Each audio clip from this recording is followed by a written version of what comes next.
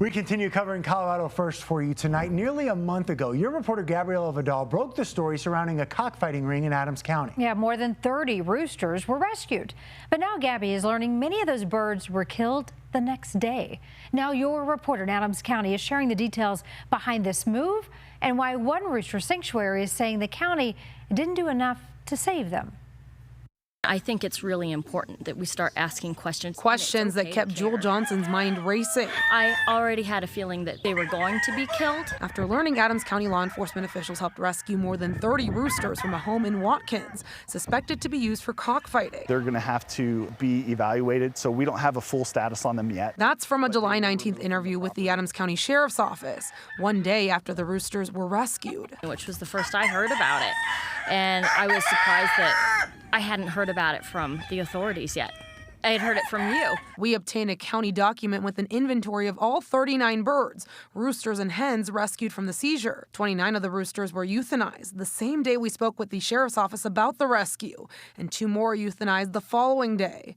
The remainder, listed as either hens or chickens, were placed for adoption. It was a gut punch. You know, we're only really a bike ride away from where the birds were taken, and there's no other sanctuary in the country of our kind where we specialize in taking in large numbers of birds from cockfighting and adopting them out or housing them permanently. The Adams County Sheriff's Office released a statement saying the roosters were euthanized based on recommendations of a veterinarian with the Bureau of Animal Protection.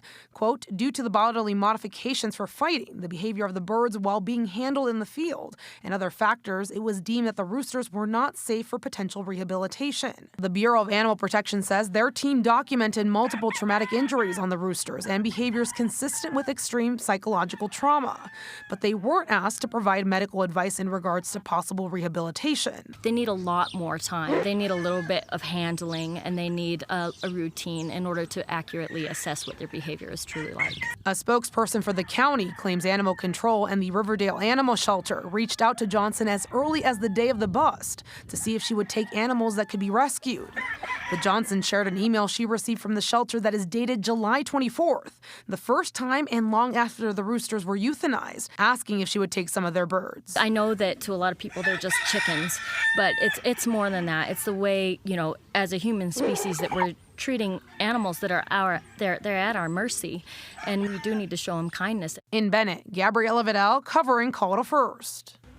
We're the only station committed to covering Colorado First. Gabby is your reporter in Adams County. She is one of your reporters covering the entire state of Colorado, digging into issues that matter to you and your family.